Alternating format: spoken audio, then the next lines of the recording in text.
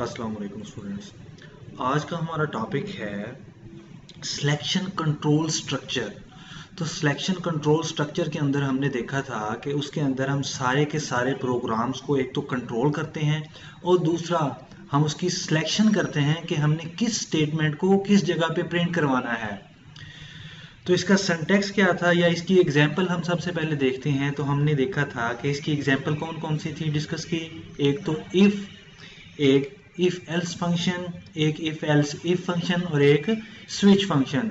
तो हमने ये सारे के सारे चार फंक्शन जो थे वो डिस्कस किए थे कि ये चार फंक्शन जो हैं सिलेक्शन कंट्रोल स्ट्रक्चर का हिस्सा है। अब इन फंक्शन को कॉल कैसे करते हैं, इनका सिंटैक्स क्या होगा, ये थोड़ा सा देखते हैं। तो इफ जो है कीवर्ड है, उस कीवर्ड के एंड पे अगर हम पैराथीसिस यूज कर लें तो वो हमारे पास एक फंक्शन बन जाता है। जिस तरह हमने देखा था प्रीवियस में गेट सी एच फंक्शन देखा था, गेट्स फंक्शन देखा था, पुट्स फंक्शन देखा था, या हमारा वाइड मेन फंक्शन जो था वो मेन बॉडी थी और उसका मेन फंक्शन था जिसके अंदर हम सारी की सारी चीजें डिक्लेयर करवा रहे थे। लेकिन इफ फंक्शन क्या है, जो कीवर्ड्स हैं हमारे gets, puts, get C H या इफ एल्स इफ या स्विच फंक्शन, ये सारे के सारे क्या है मेन बॉडी के अंदर ही हम इनको कॉल कर सकते हैं। तो अब मैंने यहां लिखा है इफ के अंदर मैं क्या करूंगा, कंडीशन चेक करूंगा कि जो कंडीशन जो है मैं चेक करना चाह रहा हूं। अब कंडीशन किसके अगेंस्ट चेक होगी, कोई एक वेरिएबल इनिशियलाइज करवाऊंगा, उसको डिक्लेयर करवाऊंगा और उसकी वैल्यू जो है वो यूजर से इन करवाऊंगा। कंडीशन हम उसी सूरत में चेक कर सकते हैं जब हमारे पास वैल्यू यूजर देगा। जब हमारे पास पहले से प्रोग्राम के अंदर वैल्यू मौजूद होगी तो हमें तो पता होगा कि ये वैल्यू मौजूद है, उस सूरत में हमें कंडीशन चेक करने की जरूरत नहीं है। तो कंडीशन हम उसी वक्त चेक करेंगे जब हम वैल्यू यूजर से ले रहे होंगे। तो जो भी वेरिएबल होगा उसके अगेंस्ट हम यूजर से वैल्यू लेंगे और उस वैल्यू को कंडीशन जो लगाएंगे अपनी मर्जी की कि क्या वो जो वैल्यू है वो इसके इक्वल है, इससे लेस देन है, इससे ग्रेटर है। अगर वो किसी भी कंडीशन को फुलफिल करेगी तो इफ की बॉडी में इफ के नीचे जो भी लाइन या स्टेटमेंट्स लिखी होंगी प्रिंट की, तो वो उनको प्रिंट करवा देगी, उनको कॉल कर देगी।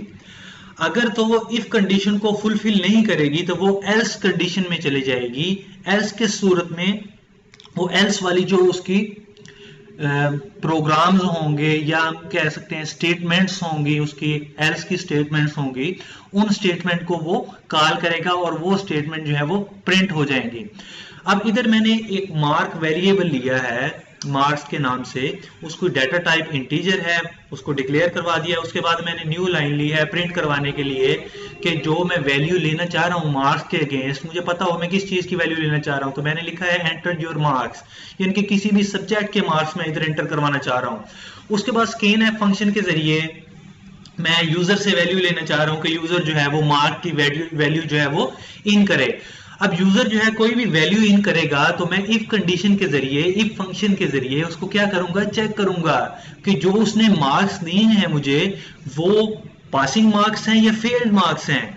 तो मार्क्स पासिंग का या फेल का क्राइटेरिया क्या है, मेरे पास क्राइटेरिया है, मैंने क्राइटेरिया फिक्स कर दिया कि 33 से बिलो मार्क्स होंगे तो वो जो स्टूडेंट है उस सब्जेक्ट में फेल कंसिडर होगा।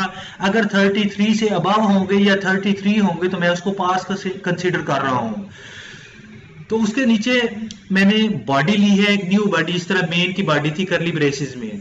तो अब जब भी एक स्टेटमेंट के बाद दूसरी स्टेटमेंट आएगी इफ की सूरत में या एल्स की सूरत में, तो वो एक ही स्टेटमेंट रीड करेगा। बॉडी की सूरत में क्या है, सारी की सारी बॉडी को रीड करेगा। अगर यहां से मैं सिर्फ प्रिंट एफ के साथ यू हैव पास्ड लिख देता तो सिर्फ मेरे पास यही you have passed he notification या टेक्स्ट जो था कंसोल स्क्रीन पे अपेयर होगा। जो सेकंड लाइन थी वो कंपाइलर पे डिपेंड करता है, या तो उसको एरर शो करवा देगा, जो हमारे पास इंटेलिजेंट कंपाइलर नहीं होते वो उसको एरर शो करवा देते हैं, और विजुअल जैसे जो कंपाइलर होते हैं वो उस स्टेटमेंट को रीड ही नहीं करते हैं। तो अभी हम इसकी प्रैक्टिस भी करेंगे, इसको भी रन टाइम पे परफॉर्म करके देखेंगे कि अगर हम ये करली ब्रेसेस जो है उसको उसकी इफ की बॉडी को रिमूव कर दें तो क्या सेकंड जो स्टेटमेंट मैंने लिखी है because you meet the criteria, तो वो स्टेटमेंट जो है वो प्रिंट करवाएगा या एरर शो करवाएगा। अगर तो कंडीशन फुलफिल हो गई तो वो इफ की बॉडी में चला गया, उसने प्रिंट करवा दिया कि आपके जो नंबर हैं वो पास मार्क्स हैं, तो उसने शो करवा दिया यू हैव पास्ड। अगर जो है मार्क्स आपके 33 से बिलो हैं तो बिलो की सूरत में क्या होगा, वो मुझे शो करवा देगा कि यू हैव फेल्ड। तो अभी इसको वैल्यू असाइन करते हैं रन करके। तो अभी जो पहली स्टेटमेंट मैंने लिखी थी उसी तरह उसने मुझे स्टेटमेंट शो करवाई है। फॉर एग्जांपल अगर मैं यहाँ पे नंबर जो है उसको 33 से बिलो देना चाह रहा हूं, मैंने कंडीशन लिखी थी इज इक्वल टू और ग्रेटर देन, यानी कि अगर 33 के इक्वल होंगे तब भी वो पास है और ग्रेटर देन होंगे तब भी पास है। अगर 33 से बिलो होंगे तो वो फेल है। इधर मैं 32 इसको वैल्यू दूंगा तो उसने कंडीशन चेक की, कंडीशन जो थी इफ की बॉडी में नहीं जा रही थी, इफ की कंडीशन फुलफिल नहीं की, इसलिए उसने एल्स स्टेटमेंट को, एल्स स्टेटमेंट के अंदर जो सिंटैक्स या जो मैंने उसको इंस्ट्रक्शंस दी थी जो प्रिंट में करवाना चाह रहा था उस स्टेटमेंट को उसने प्रिंट करवा दिया।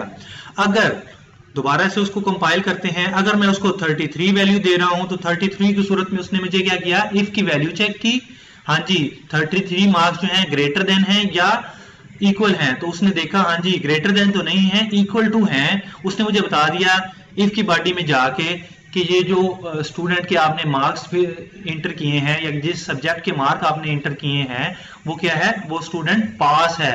क्यों? क्योंकि वो उस क्राइटेरिया को मीट कर रहा है जो क्राइटेरिया आपने इफ की कंडीशन में सेट कर दिया था।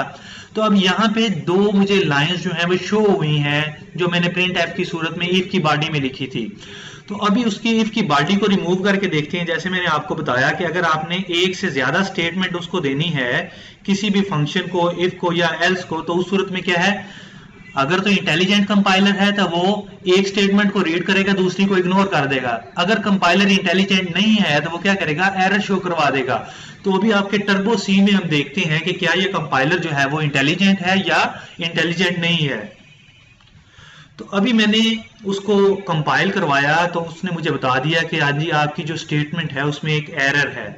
तो उसने मुझे बताया कि प्रिंट एफ वाली जो स्टेटमेंट है उसके अंदर क्या है, एल्स की स्टेटमेंट से पहले जो है एक जो है मिसप्लेस्ड एरर आ गया है।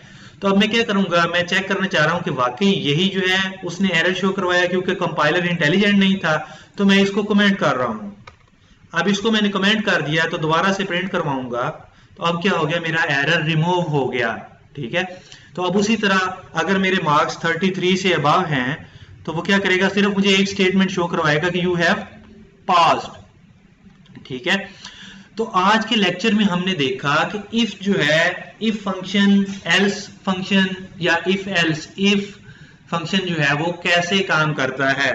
और ये फंक्शन है क्या, असल में सिलेक्शन कंट्रोल स्ट्रक्चर है, यानी कि हमने किसी भी एक वेरिएबल को सिलेक्ट कर लिया और उसके अगेंस्ट हमने कंडीशन चेक की, कंडीशन चेक करके हमने अपनी मर्जी से सिलेक्ट करके उसको वैल्यू प्रिंट करवा दी। आज के लेक्चर के लिए इतना ही। नेक्स्ट लेक्चर में नए टॉपिक के साथ मुलाकात होगी। अल्लाह हाफिज।